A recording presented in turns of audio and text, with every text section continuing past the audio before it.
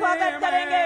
नरेंद्र मोदी जिंदाबाद, नरेंद्र मोदी जिंदाबाद, होरी जय जयकार, मोदी जी को जय श्री राम, मोदी जी को जय श्री राम, मोदी जी को जय श्री राम, जय श्री राम, मोदी जी को जय श्री राम, जय श्री राम, मोदी जी को जय श्री राम, मोदी जी को जय श्री राम, मोदी जी को जय श्री राम। अब मैं माननीय प्रधानमंत्री जी के स्वागत के लिए आमंत्रित करना चाहूंगी हमारे सोनीपत के जिलाध्यक्ष भाई जसवीर दोदवा जी। वो बुके से उनका स्वागत करेंगे और साथ में हमारे सभी अन्य जिलों से आए हुए जिलाध्यक्ष रहेंगे, जिनसे जिलाध्यक्ष रोहतक के और झज्जर के सभी जिलाध्यक्ष उनके साथ में रहेंगे। पानीपत के हमारे जिलाध्यक्ष जी उनके साथ में रहेंगे।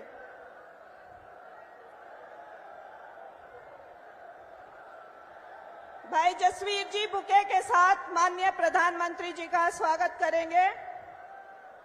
सभी पांचों जिला के जिलाध्यक्ष उनके साथ में रहेंगे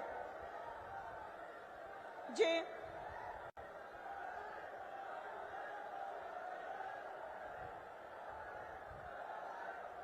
हमारे सारे जिलाध्यक्ष माननीय प्रधानमंत्री जी का स्वागत कर रहे हैं।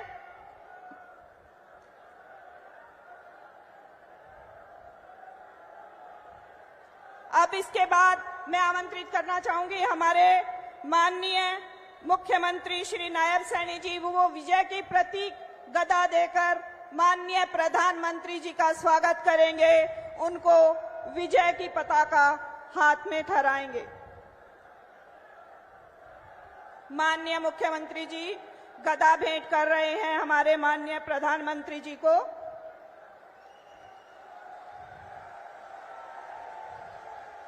यह विजय का और शक्ति का प्रतीक है।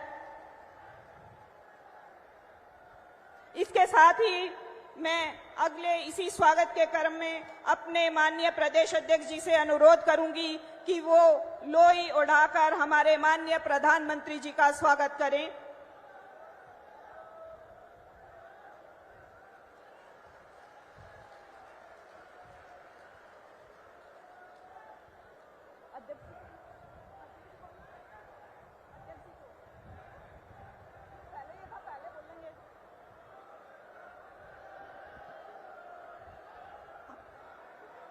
अब मैं आमंत्रित करना चाहूंगी हमारे नायाब हरियाणा के नायाब मुख्यमंत्री आदरणीय भाई श्री नायब सिंह सैनी जी को।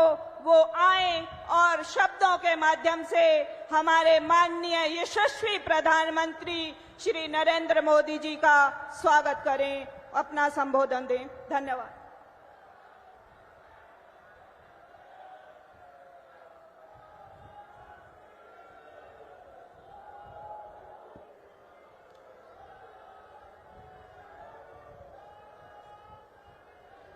भारत माता के, भारत माता के। भाई एक जोरदार जयकारे के साथ विजय की संकल्प की मुट्ठी भींच करके एक जयकारा लगाएंगे। भारत माता के। आज हम सबका ये परम सौभाग्य है, दुनिया के सबसे लोकप्रिय नेता भारत के यशस्वी प्रधानमंत्री परम आदरणीय नरेंद्र मोदी जी आज गोहाना की पावन भूमि पर पधारे हैं। माननीय प्रधानमंत्री जी, हरियाणा आपको अपना मानता है। आप हरियाणा के इस 2 करोड़ 80 लाख लोगों के परिवार के सदस्य हैं, मार्गदर्शक भी हैं और मुखिया भी हैं। प्रधानमंत्री जी, मेरा सौभाग्य है कि आप मुझे एक बार फिर गोहाना की इस धरती से आपका स्वागत करने का अवसर मिल रहा है। मैं गोहाना की सरदारी और आपके पूरे हरियाणा परिवार जनों की ओर से आपको राम राम करता हूं। साथियों, आज माननीय पंडित दीनदयाल जी की जयंती है, जिन्होंने अपने पूरे जीवन से हमें एक सूत्र और संदेश दिया, अंत्योदय का। माननीय प्रधानमंत्री जी, पिछले 10 सालों से हरियाणा में भारतीय जनता पार्टी की सरकार उसी अंत्योदय के सिद्धांत को लेकर के चल रही है और हमने केवल अंतिम व्यक्ति तक पहुंचने की कोशिश ही नहीं की, बल्कि हमने तो शुरुआत ही अंतिम व्यक्ति से की है। माननीय प्रधानमंत्री जी, पिछले 10 सालों में हरियाणा के हर वर्ग का, हर व्यक्ति का जो विकास हुआ है वह डबल इंजन की सरकार के कारण हुआ है। और डबल इंजन की ताकत क्या होती है, हरियाणा आज अच्छी तरह से जानता है। माननीय प्रधानमंत्री जी, आपने महिलाओं को उज्ज्वला गैस कनेक्शन दिया। हमने अपनी बहनों को 500 रुपए में गैस सिलेंडर देने की भाइयों संकल्प लिया है।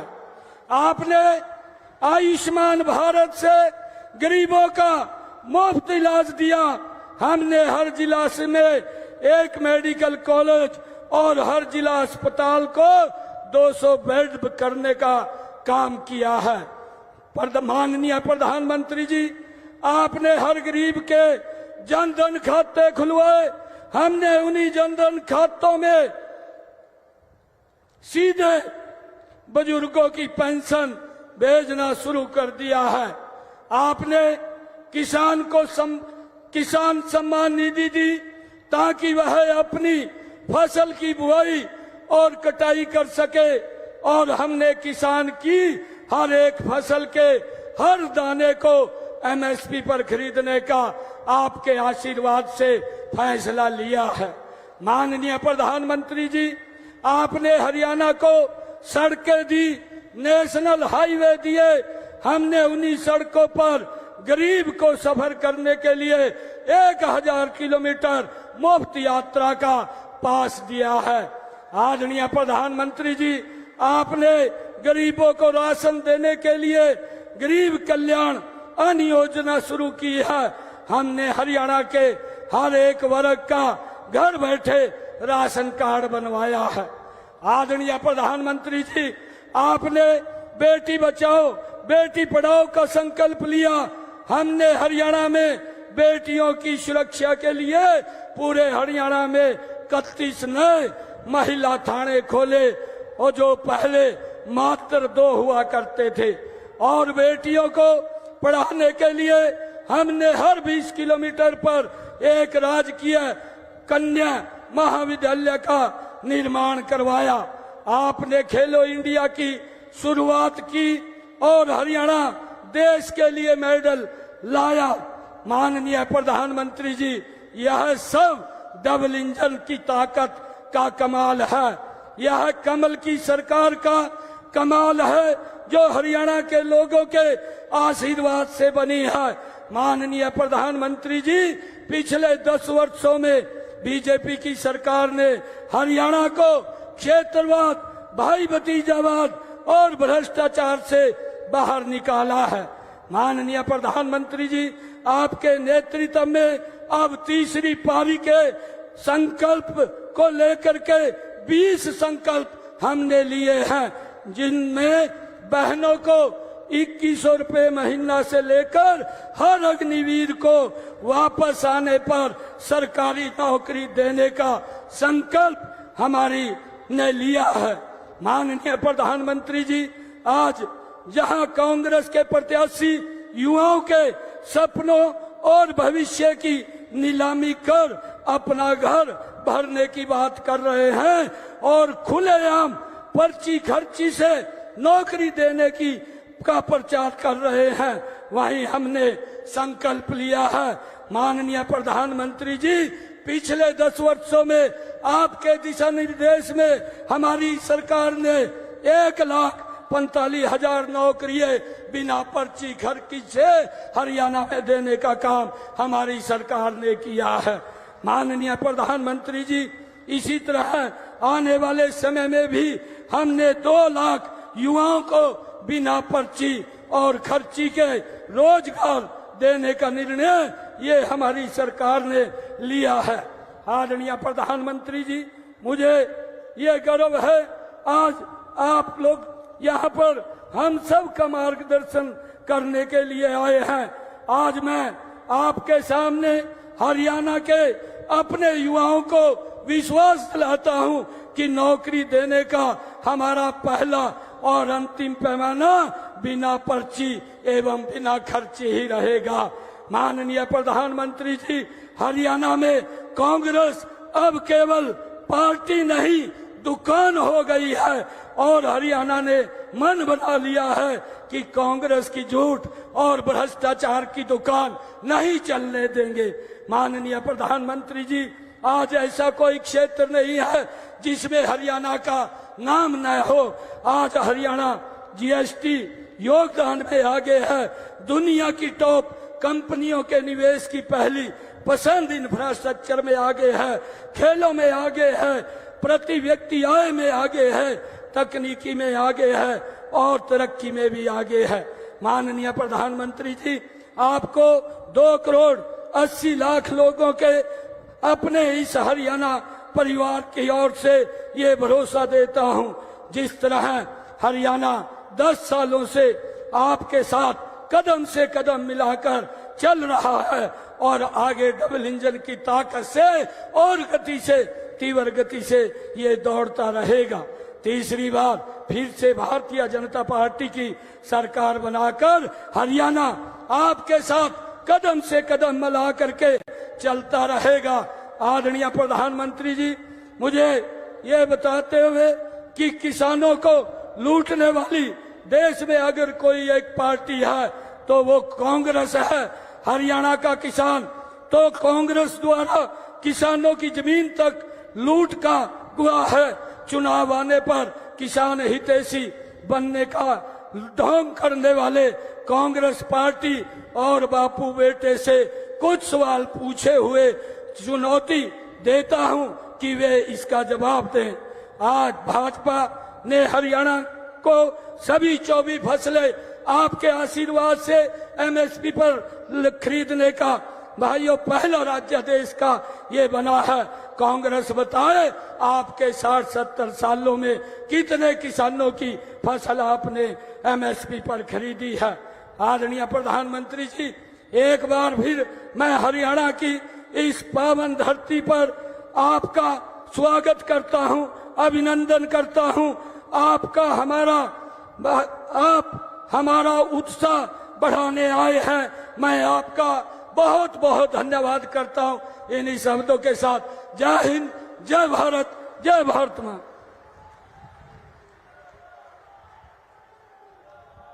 बहुत बहुत धन्यवाद माननीय मुख्यमंत्री जी। खेलों वाले इस हरियाणा में सैनिकों, किसानों, जवानों और कमेरों कारखानों के हरियाणा में माननीय प्रधानमंत्री श्री नरेंद्र मोदी जी का अभिनंदन करने के लिए हम 2 जयकारे लगाएंगे। मोदी जी, थारा स्वागत से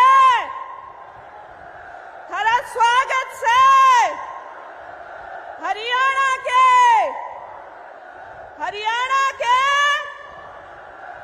सर्वदा वंदनीय, अभिनंदनीय भारतवर्ष ही नहीं अपितु संपूर्ण जगत के सर्वाधिक लोकप्रिय नेता माननीय प्रधानमंत्री श्री नरेंद्र भाई मोदी जी आज इस वीर भूमि हरियाणा के गोहाने में पहुंचने पर आपका सभी मंचासीन हमारे नेतागण, सज्जन वृंद और इस सभा में उपस्थित सभी श्रोतागण एवं भारतीय जनता पार्टी हरियाणा के सभी कार्यकर्ताओं की तरफ से आपका हृदय की गहराइयों से अभिनंदन करते हुए आपको आमंत्रित करती हूँ। धन्यवाद। भारत माता की भारत माता की, भारत माता की। सारे बुजुर्गों ने, भाई बहना ने और नौजवान साथियों ने राम राम। सोनीपत की इस धरती से मैं देश के महान सपूत सर छोटू राम जी को प्रणाम करता हूं।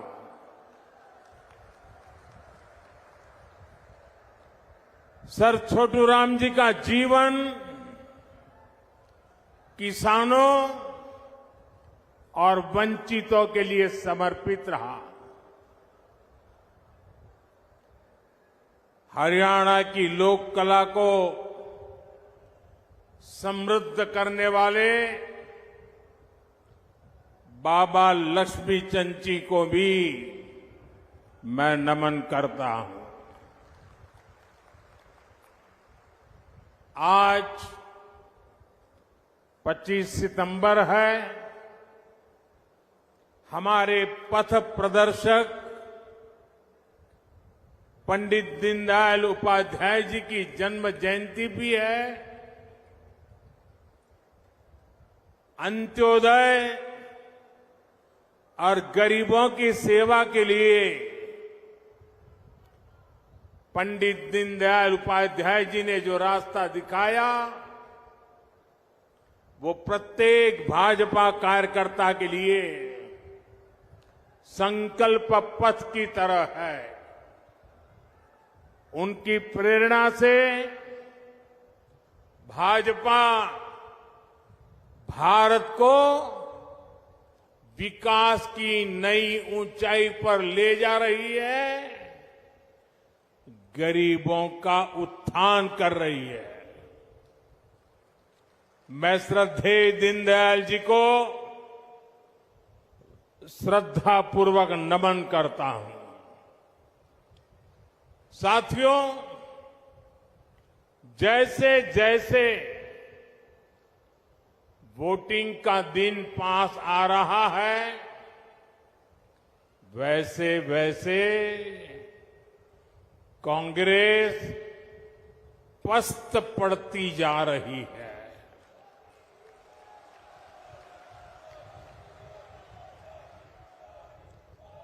हरियाणा में भाजपा के लिए समर्थन बढ़ता ही जा रहा है।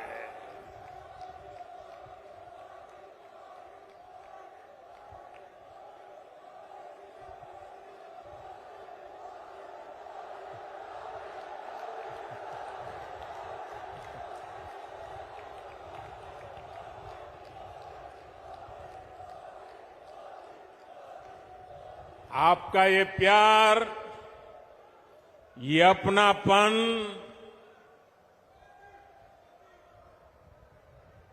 हरियाणा का ये प्यार तो मेरी जिंदगी की बहुत बड़ी अमानत है।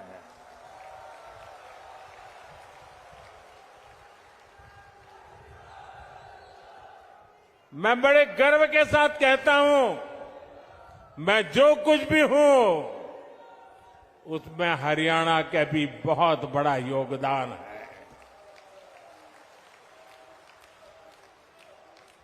आज पूरा हरियाणा कह रहा है, फिर एक बार भाजपा सरकार, फिर एक बार।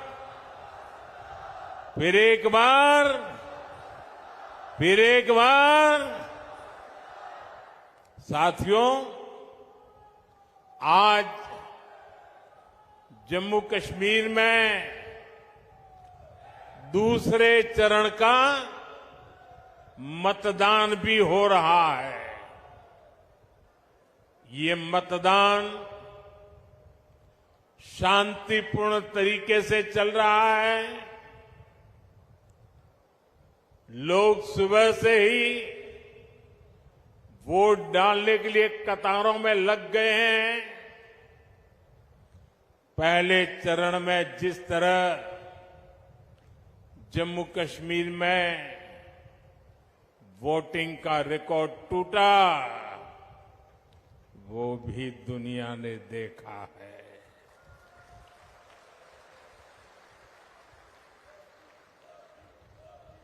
मैं जम्मू कश्मीर के लोगों की सराहना करूंगा,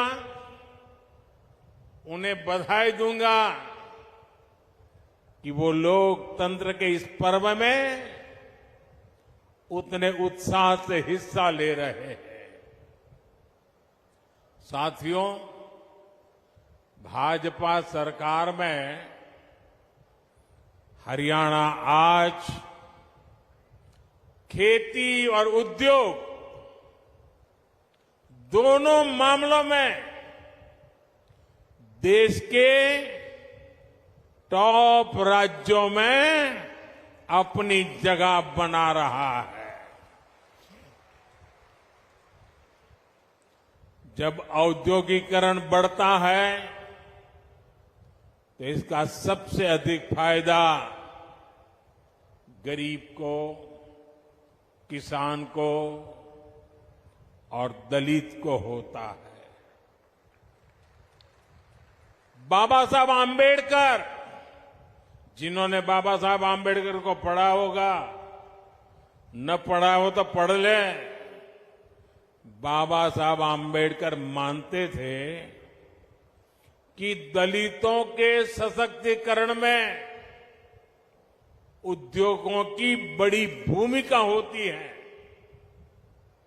वो देखते थे कि गरीब के पास, दलितों के पास, वंचितों के पास पर्याप्त जमीन नहीं होती।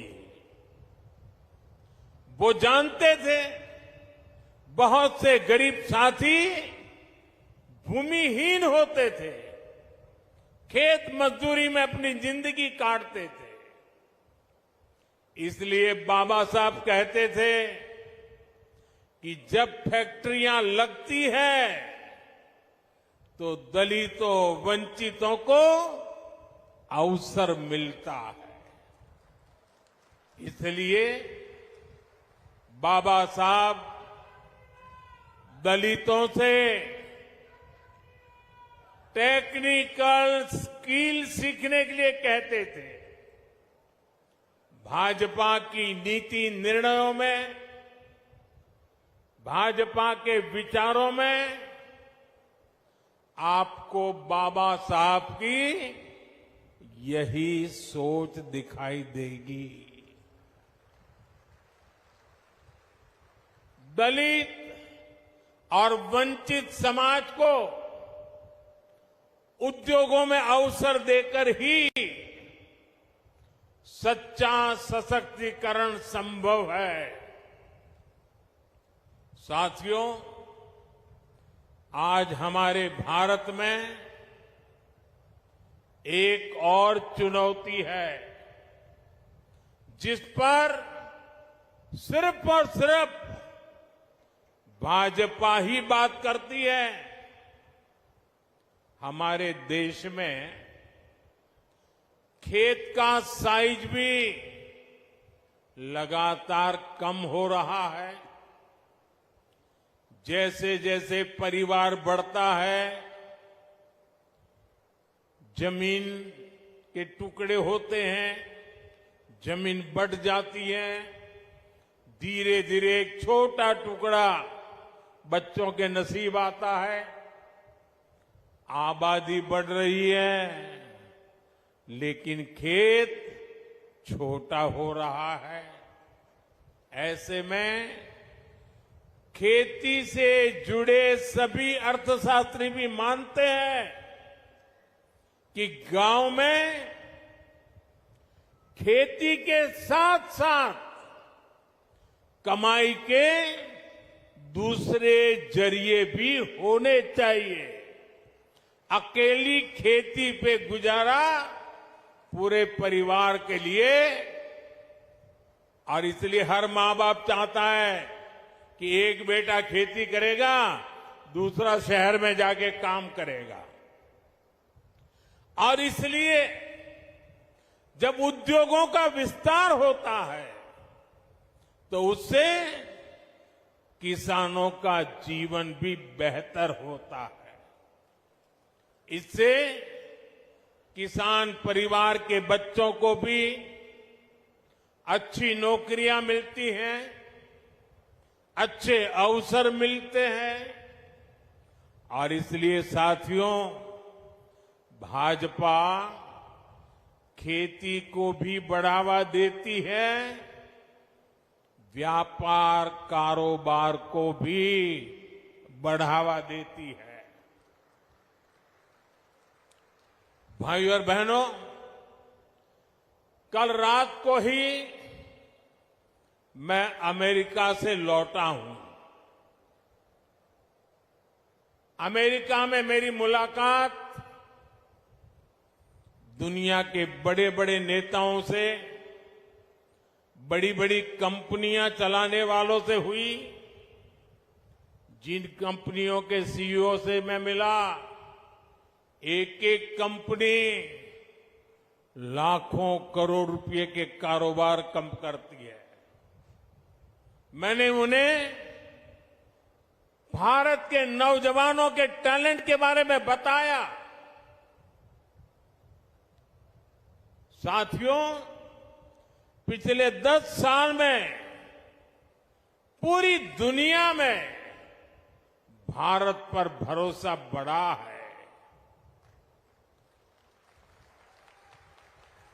और मैं हरियाणा के लोगों को एक बात तो जरूर बताऊंगा। कल जब मैं न्यूयॉर्क गया परसों, तो वहां स्वागत के लिए बहुत बड़ी मात्रा में भारतीय समुदाय था। लेकिन सबसे बड़ी बात वो थी कि वहां पर पूरा हरियाणा खड़ा कर दिया गया था। अमेरिका में पली बड़ी हमारी हरियाणा की बेटी और उसके साथ और 5-7 बहनें, हरियाणा के हमारे साथी, उन्होंने हरियाणा का जो अभी नृत्य आप यहां देख रहे थे ना, वैसा नृत्य न्यूयॉर्क में करके स्वागत कर रहे थे। यानी हरियाणा खड़ा कर दिया था उन्होंने। साथियों, आज एक बात का विश्वास हुआ है कि अब भारत करप्शन, परिवारवाद से मुक्त होकर तरक्की कर रहा है। दुनिया को लगता है कि आने वाले समय में कोई देश सबसे तेज आगे बढ़ेगा तो वो देश है भारत।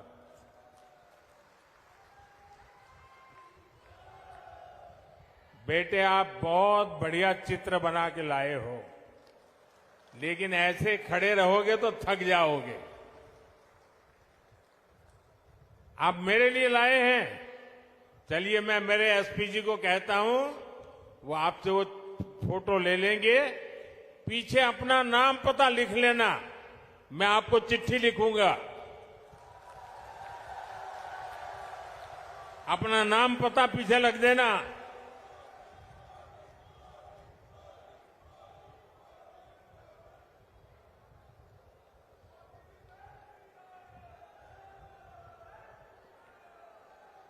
इतना बढ़िया चित्र बनाया है इस बेटे ने।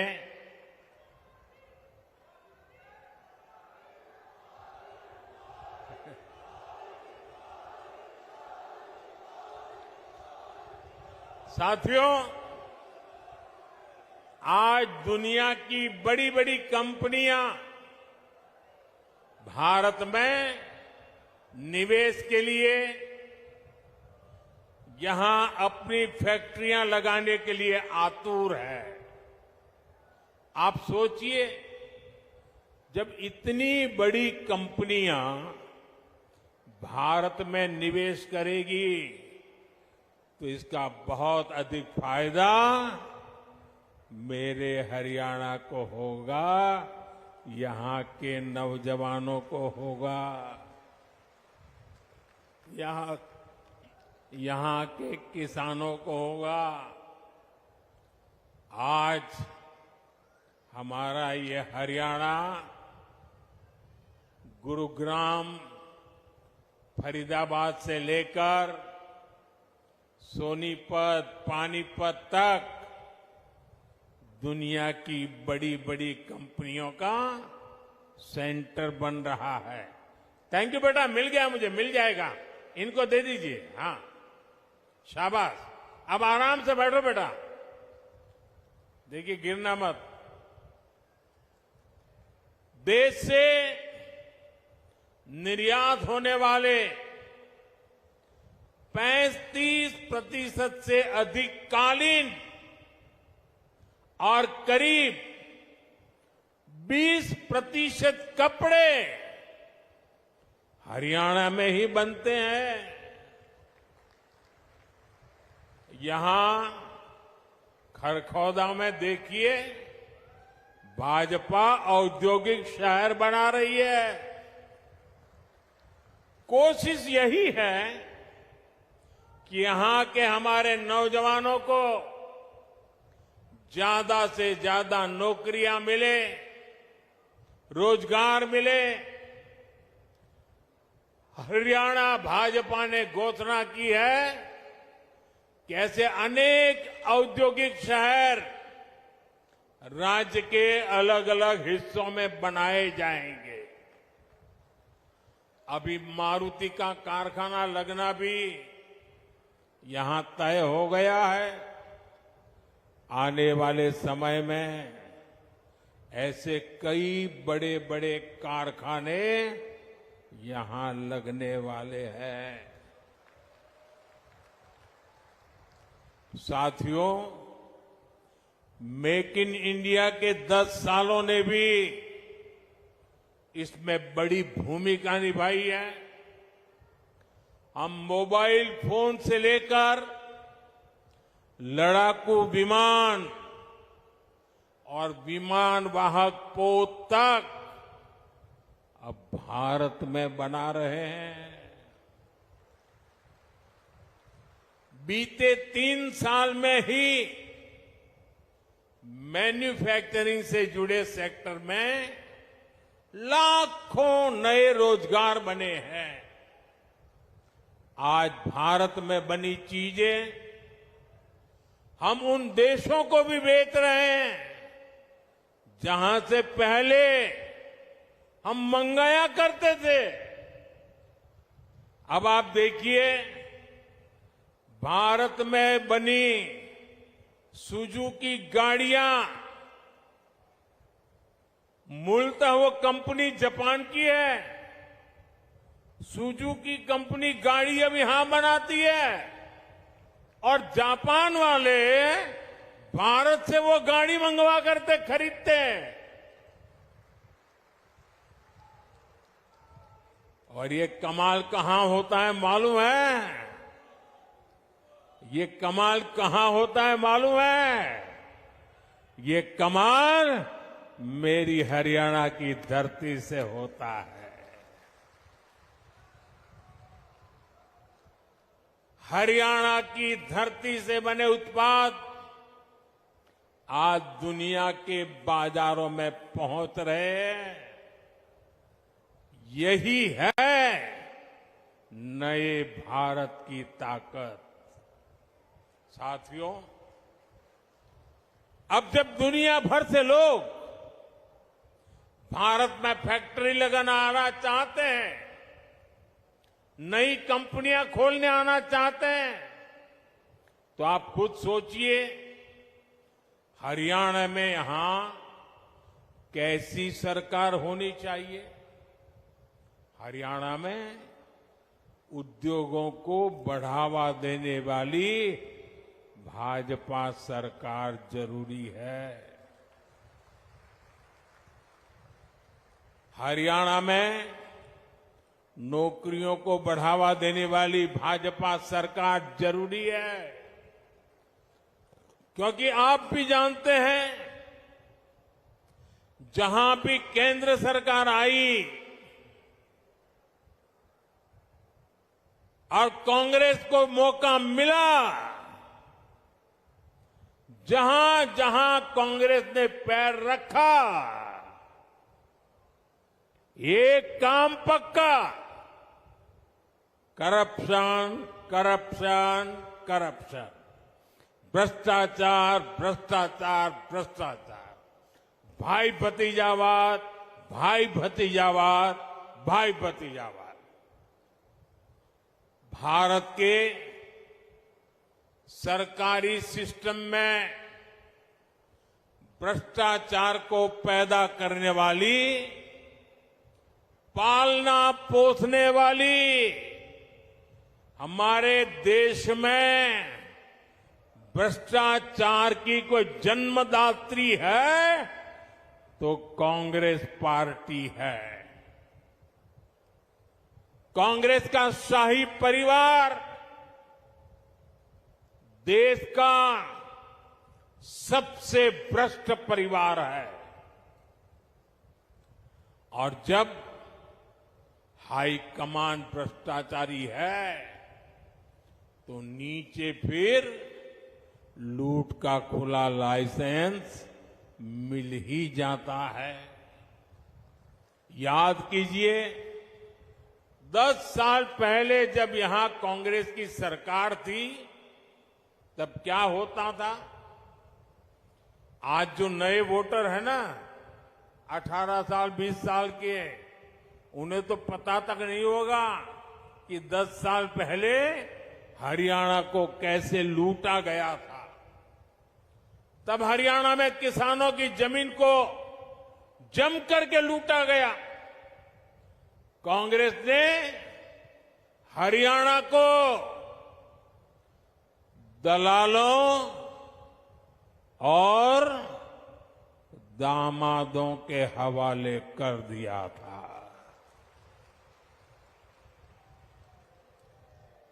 दलालों और दामादों से बचना है तो कमल ही बचाएगा।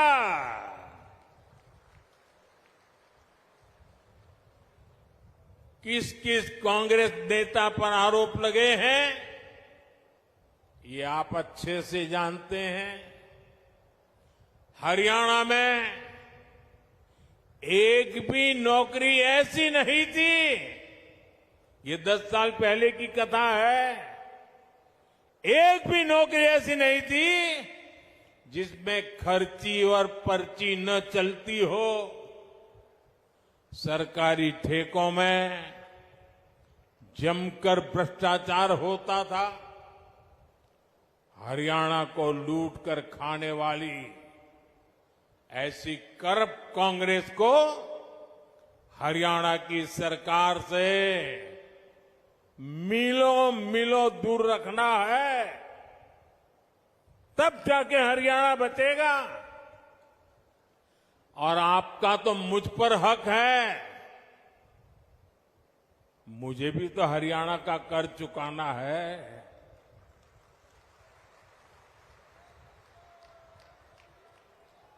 और मुझे खुशी है कि हरियाणा के लोग इतने समझदार हैं कि वो राज्य और केंद्र की ताकत क्या होती है ये जितना हरियाणा के लोग समझते हैं ना, हिंदुस्तान में और कोई उतना नहीं समझता है जितना हरियाणा वाले समझते हैं। और इसलिए हरियाणा हमेशा राज्य में वही सरकार बनाता है जिसकी दिल्ली में सरकार होती है।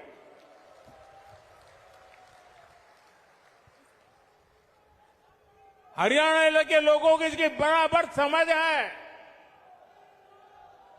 साथियों, जैसी स्थिति यहां कांग्रेस ने उस समय बनाई थी, आज कर्नाटका में उनकी सरकार है, जरा देखिए, अभी तो 2 साल हुए हैं, क्या हाल करके रखा है। वहां कांग्रेस के मुख्यमंत्री उन पर जमीन घोटाले के आरोप लगे हैं। जब इसकी जांच शुरू हुई तो कर्नाटका के मुख्यमंत्री हाईकोर्ट चले गए। हाईकोर्ट ने भी उनको एक और डंडा मारा। उन्होंने कहा कोई मदद नहीं होगी, और कल ही हाईकोर्ट ने साफ साफ कहा कि जांच के आदेश सही है और जांच होनी चाहिए। अब देखिए, 2 साल मुश्किल से हुए हैं, आदत जाती नहीं है। क्या हरियाणा में इनको ये पाप करने का ठेका दे सकते हैं क्या? हरियाणा में उनको घुसने दे सकते हैं क्या?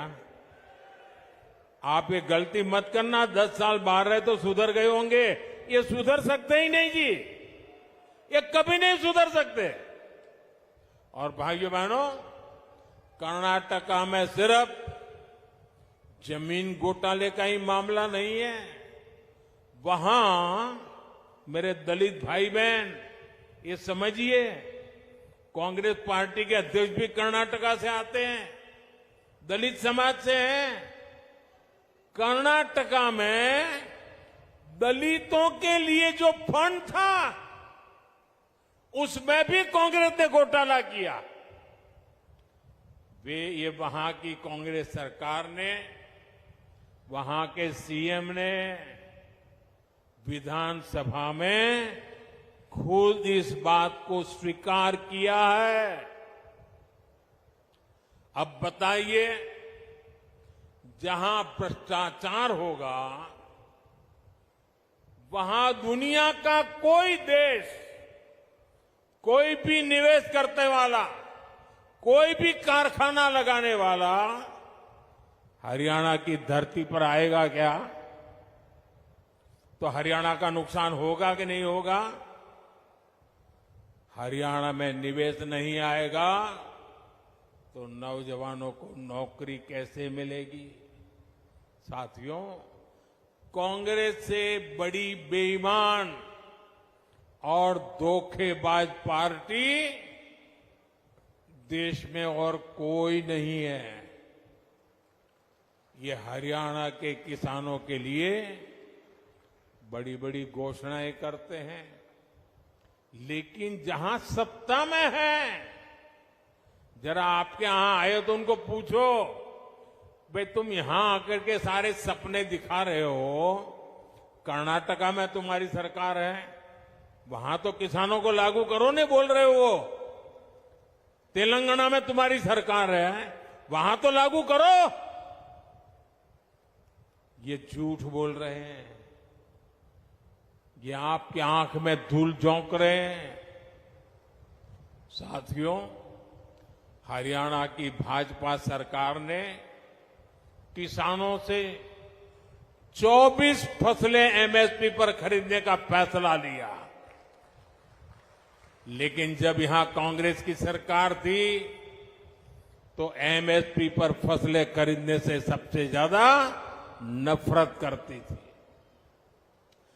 यही कांग्रेस की सच्चाई है जो हरियाणा के किसान को पूरी तरह कांग्रेस को पहचान लेना जरूरी है। साथियों, भाजपा सरकार निरंतर किसान हक में बड़े फैसले ले रही है। अपनी तीसरी पारी के पहले 100 दिनों में ही हमारी सरकार ने किसानों के लिए अनेक बड़े फैसले लिए हैं। कुछ दिन पहले ही केंद्र सरकार ने बासमती के निर्यात को लेकर बड़ा फैसला लिया। अभी तक बासमती के एक्सपोर्ट के लिए न्यूनतम मूल्य तय था, उस सीमा से नीचे निर्यात संभव नहीं था। इससे भारत के बजाय दूसरे देशों से लोग इंपोर्ट करते थे। अब हमने किसानों की भलाई के लिए ये सीमा भी हटा दी है और इससे ज्यादा बासमती एक्सपोर्ट हो पाएगा। इसका सीधा फायदा धान किसानों को होगा, उन्हें और ज्यादा पैसा मिलेगा। साथियों, हमने भारत के तिलहन किसानों के लिए भी बड़ा फैसला लिया है। विदेश से आयात होने वाले तेल पर हमने टैक्स बढ़ा दिया है। कोशिश यही है कि भारत के किसानों के तिलहन की ज्यादा से ज्यादा खरीद हो और तिलहन की खेती करने वाले किसानों को ज्यादा से ज्यादा उसका लाभ हो। तिलहन किसानों को भी इसका लाभ होगा। अब जैसे सूरजमुखी के आयात पर पहले टैक्स नहीं था, अब 20% टैक्स लगाया गया है। इससे हरियाणा के सूरजमुखी की पैदावार से जुड़े हमारे जो किसान भाई बहन हैं, उनको बेहतर दाम मिलेंगे। भाजपा ये सब इसलिए कर रही है ताकि हमारे किसान ज्यादा से ज्यादा तिलहन उगाएं और पैसे कमाएं। और भाजपा कांग्रेस की तरह कोरी घोषणाएं नहीं कर रही है, बल्कि जमीन पर बारीक से बारीक काम कर रही है। तभी हरियाणा के किसानों को भाजपा पर भरोसा होता है। साथियों, हरियाणा के किसान हो या युवा, उनका भविष्य भाजपा सरकार में ही सुरक्षित है। बीते 10 साल में हरियाणा में भाजपा की सरकार है। हमारी सरकार पर, हमारे मुख्यमंत्री पर भ्रष्टाचार के कोई आरोप नहीं लगे। यहां भाजपा सरकार ने सरकारी नौकरियों में खर्ची और पर्ची को बंद किया। 8 अक्टूबर के बाद भाजपा की नई सरकार एक बार फिर नौजवानों के लिए हजारों नए अवसर बनाएगी। यहां युवाओं को बहुत बड़ी संख्या में नए रोजगार मिलेंगे। साथियों, सोनीपत, पानीपत की ये पूरी बेल्ट अवसरों से भरी है। यहां पर हो रहे विकास कार्य इस पूरे क्षेत्र को आधुनिक पहचान दे रहे हैं। भाजपा सरकार ने सोनीपत तक मेट्रो के विस्तार को स्वीकृति दी है। आज जिस तरह इस क्षेत्र में भाजपा ने नए हाईवे बनवाए हैं, उस मामले में तो एक क्षेत्र सबसे कनेक्टेड इलाकों में से एक बन रहा है। साथियों, हरियाणा भारत की मेडल फैक्ट्री भी है। हाल में ओलंपिक्स और पैरालंपिक्स में भारत के शानदार प्रदर्शन में हरियाणा के खिलाड़ियों की बड़ी भूमिका रही है। अब भारत में हम 2036 में, 2036 में ओलंपिक कराने के लिए प्रयास कर रहे हैं। इसका फायदा हरियाणा के नौजवानों को होगा। यहां स्पोर्ट्स का नया इंफ्रास्ट्रक्चर बनेगा। गांव गांव में नए खिलाड़ियों को अवसर मिलेगा। आप देखिए, देश की तीसरी स्पोर्ट्स यूनिवर्सिटी यहां भाजपा ने ही सोनीपत में बनवाई है। अब हरियाणा भाजपा ने घोषणा की है, हर जिले में अलग अलग ओलंपिक खेलों की नर्सरी बनाएंगे। हरियाणा की बेटियां, हरियाणा के बेटे दुनिया भर में जाकर मेडल लाए, उसमें भाजपा हर तरह से उनकी मदद कर रही है। साथियों, आपके पास तो हमारे साथी मोहनलाल बड़ौली जी के रूप में हरियाणा भाजपा का अध्यक्ष है। अरविंद शर्मा जी जैसे अनुभवी जनप्रतिनिधि है, जिनको इतने साल तक केंद्र में रहने का अनुभव है। इनके रहते यहां के विकास की गति और तेज होना तय है। साथियों, सोनीपत की ये धरती उन वीर जवानों की भी धरती है, जिन्होंने हिमालय की ऊंची चोटियों पर दिन रात मातृभूमि की रक्षा की है। हरियाणा की वीर माताओं की हजारों संतानें आज बॉर्डर पर है। यहां के अनेक संतानें हैं जिन्होंने जम्मू कश्मीर में हालात को सामान्य बनाने में मदद की है। वहां आतंक और अलगाव के जख्म हरियाणा के वीर बेटों ने अपने शरीर पर खाए हैं। अब मत भूलिए, कांग्रेस की कुनीति से निकले पत्थर हरियाणा की संतानों पर फेंके जाते थे। आज जब जम्मू कश्मीर में शांतिपूर्ण मतदान होता है, तो सबसे अधिक खुशी हरियाणा की वीर माताओं को होती है। लेकिन कांग्रेस और इसके साथियों को जम्मू कश्मीर में शांति पसंद नहीं है। कांग्रेस जम्मू कश्मीर में फिर से धारा 370, आर्टिकल 370 वापस लाना चाहती है। कांग्रेस जम्मू कश्मीर में आतंक और अलगाव को फिर से हवा देना चाहती है। तुष्टीकरण के लिए कांग्रेस देश के दुश्मनों के एजेंडा को भारत में लागू करना चाहती है। ऐसी कांग्रेस को आप हरियाणा के लोग सबक सिखाएंगे, ये मुझे पूरा भरोसा है।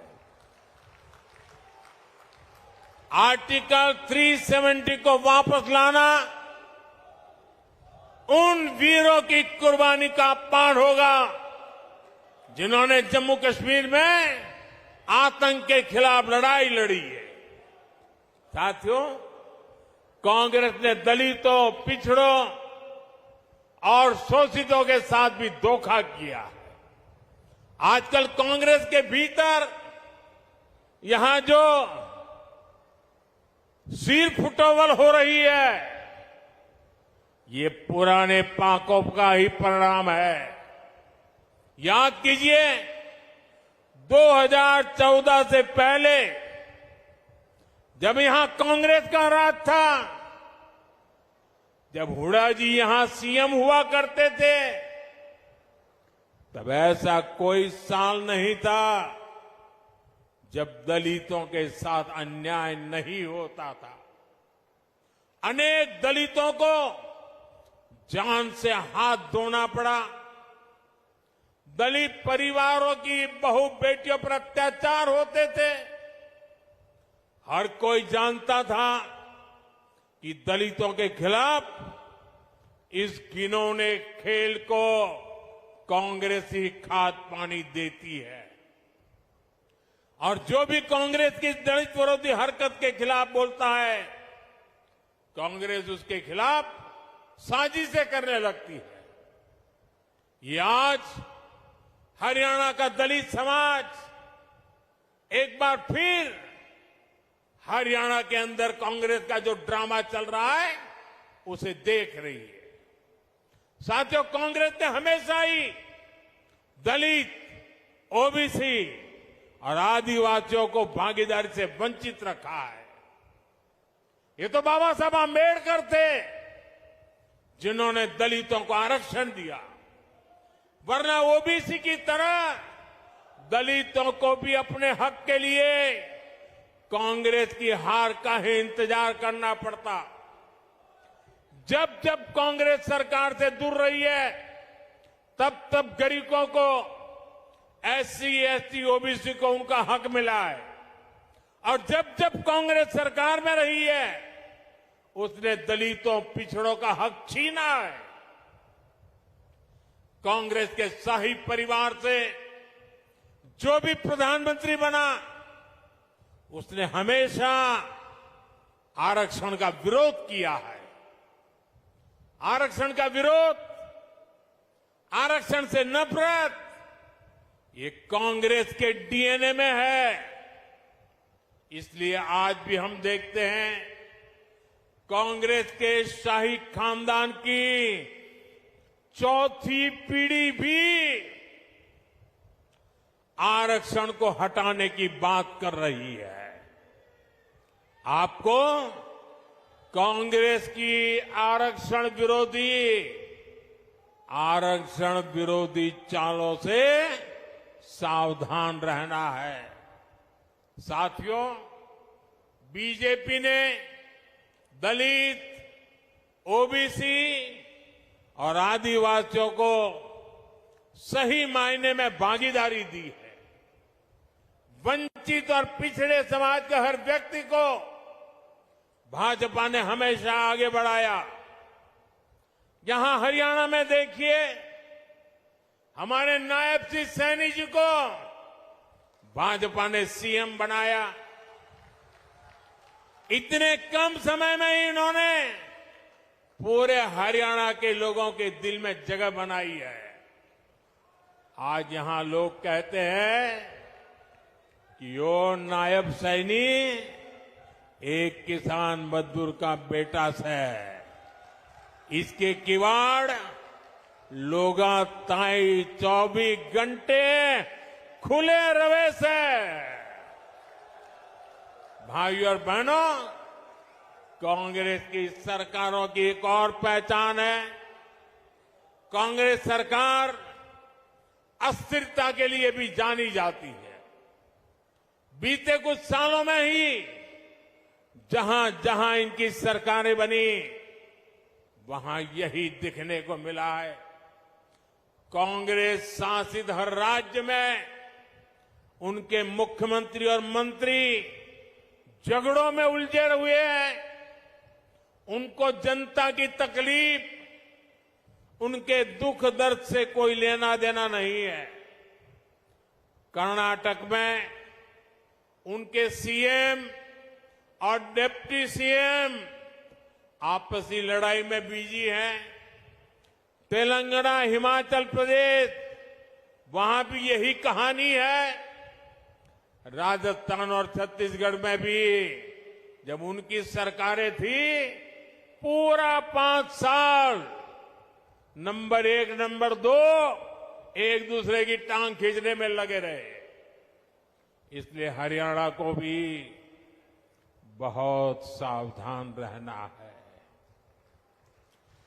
गलती से भी मेरे शब्द लिख कर रखना भाइयों, हरियाणा का मुझ पे हक है, इसलिए मैं अपनी बात आपके सामने बड़े विश्वास से कह रहा हूं।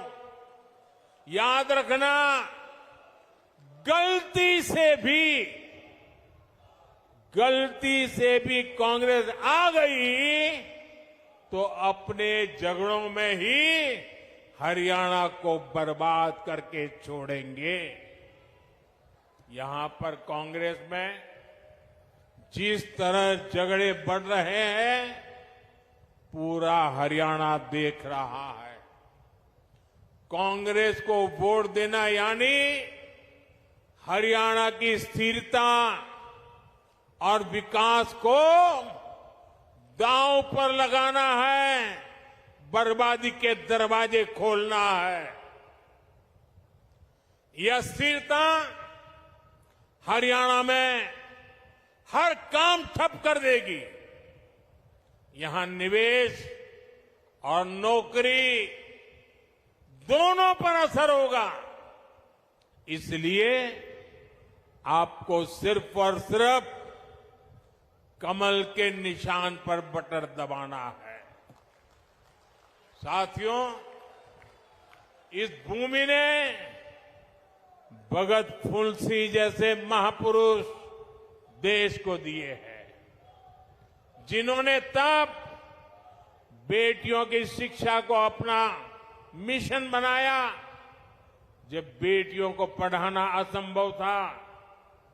ये मेरा सौभाग्य है कि 2015 में पानीपत से ही मुझे बेटी बचाओ बेटी पढ़ाओ अभियान का शुभारंभ करने का अवसर मिला।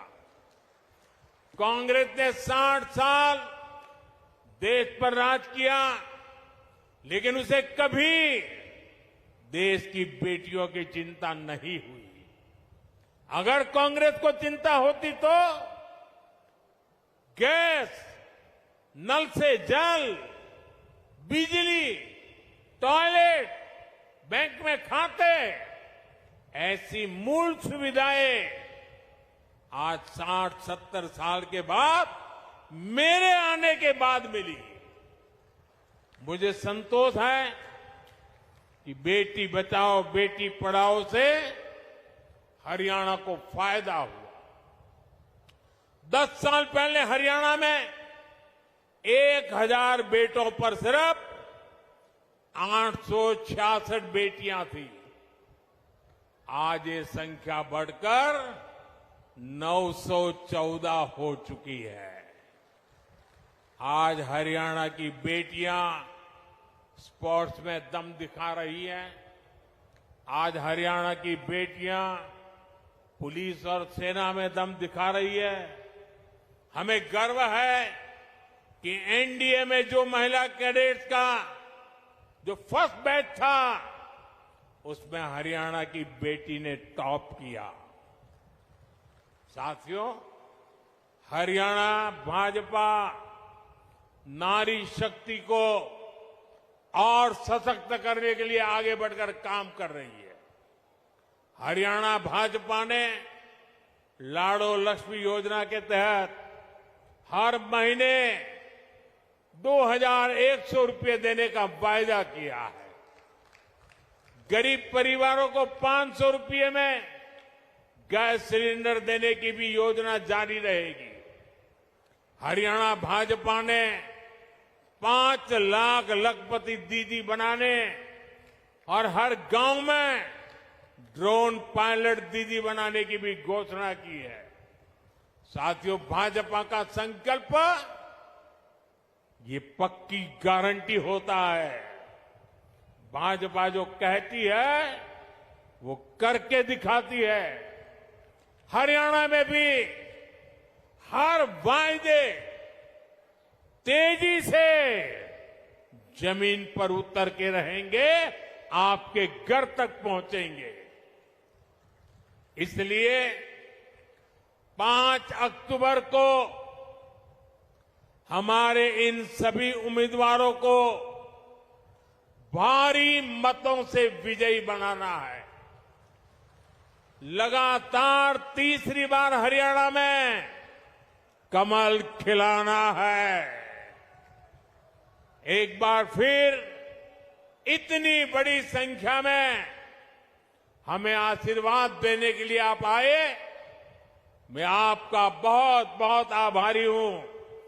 दोनों हाथ ऊपर करके पूरी ताकत से मेरे साथ बोलिए, भारत माता की, भारत माता की, भारत माता की। बहुत बहुत धन्यवाद।